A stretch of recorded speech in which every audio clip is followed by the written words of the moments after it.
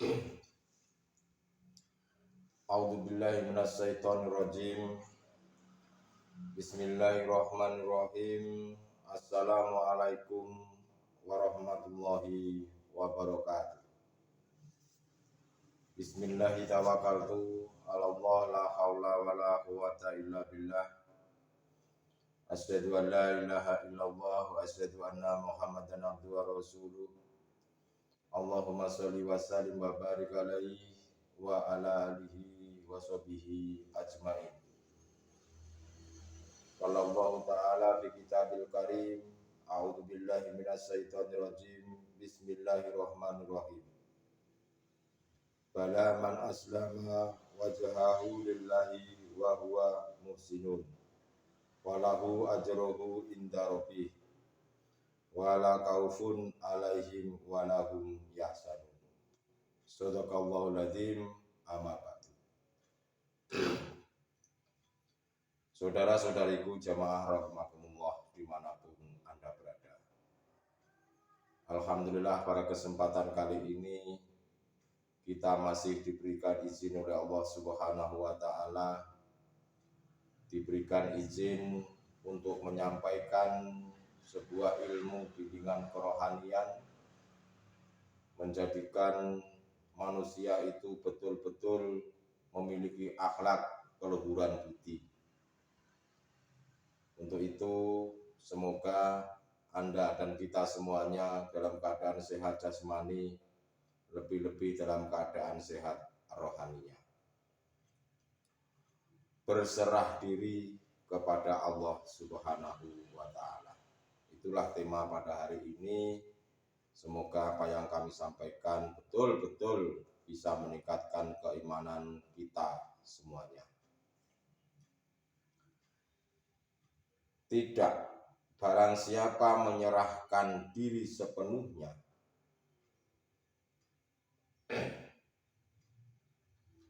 kepada Allah dan dia berbuat baik, dia mendapatkan pahala dari sisi Tuhannya. Dan tidak ada rasa takut pada mereka dan mereka tidak bersedih hati. Saudara-saudariku jamaah rahimakumullah dimanapun Anda berada. Bahwasanya di sini merupakan kelanjutan dari apa yang kami sampaikan kemarin, kelanjutan daripada Al-Baqarah ayat 111, bahwa tidak akan masuk surga bila bukan Yahudi dan Nasrani, yang katanya selain agama Yahudi dan Nasrani itu tidak masuk surga. Dan perkataan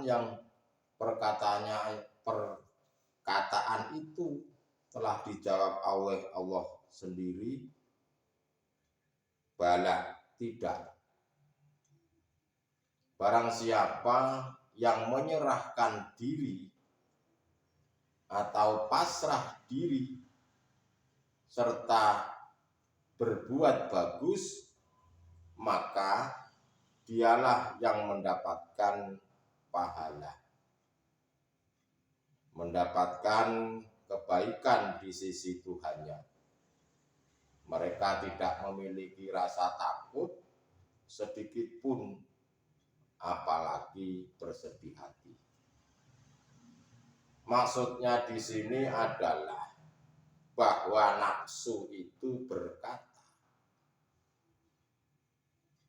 Nafsu yang katanya di dalam syariat dikatakan iblis itu berkata, engkau kalau tidak ikut dengan saya, engkau itu tidak akan hidup enak, tidak akan hidup sejahtera. Tadi dikatakan bahwasanya engkau tidak bisa masuk surga bila bukan Yahudi dan Nasrani. itu sebetulnya adalah nafsu, di mana iblis itu berkata, engkau tidak akan hidup enak, engkau tidak akan hidup tentram, manakala engkau tidak mengikuti. Itu katanya nafsu. Nafsu itu sebetulnya telah memutarbalikkan fakta. Dan Allah itu mengatakan untuk ke selatan, nafsu itu mengatakan ke utara.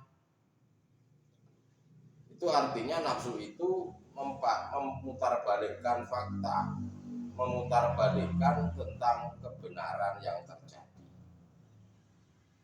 Allah mengatakan untuk ke selatan, nafsu itu mengatakan untuk ke utara. Allah mengatakan baik dan nafsu itu mengatakan jelek. Begitu seterusnya. Bahkan ada yang mengatakan barang siapa masuk nerakanya Dajjal, maka dia akan masuk surganya Allah. Sebaliknya, barang siapa yang masuk surganya Dajjal, maka dia akan masuk nerakanya Allah.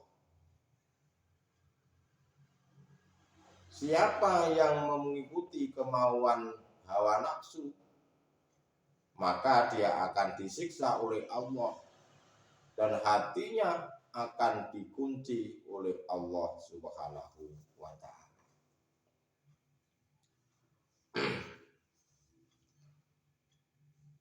Barang siapa manusia ini yang mengingkari nafsu, maka dia akan masuk di dalam rahmatnya Allah.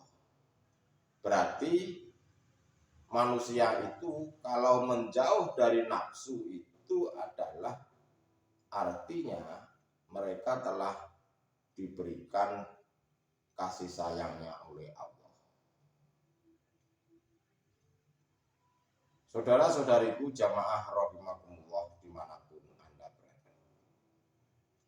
Itulah kelakuan nafsu yang suka memutarbalikkan fakta.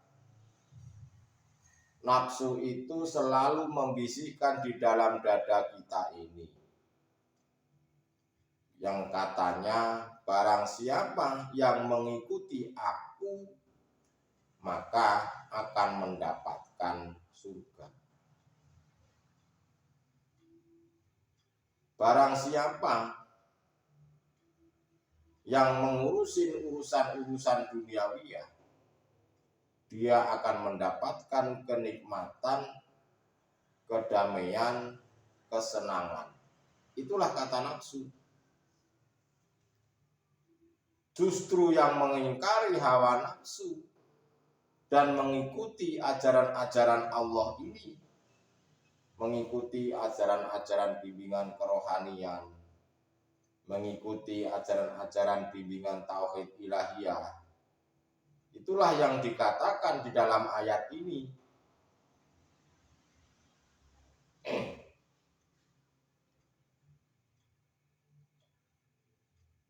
Man aslama wajahahu, barang siapa menyerahkan diri sepenuhnya lillahi wa huwa muhsinun. Barang siapa menyerahkan dirinya sepenuhnya kepada Allah dan dia berbuat baik, dia mendapatkan pahala inda rabbih, di sisi Tuhannya. Wala kaufun alaihim walahum yahsanun, dan tidak ada rasa takut pada mereka dan mereka tidak bersedih hati.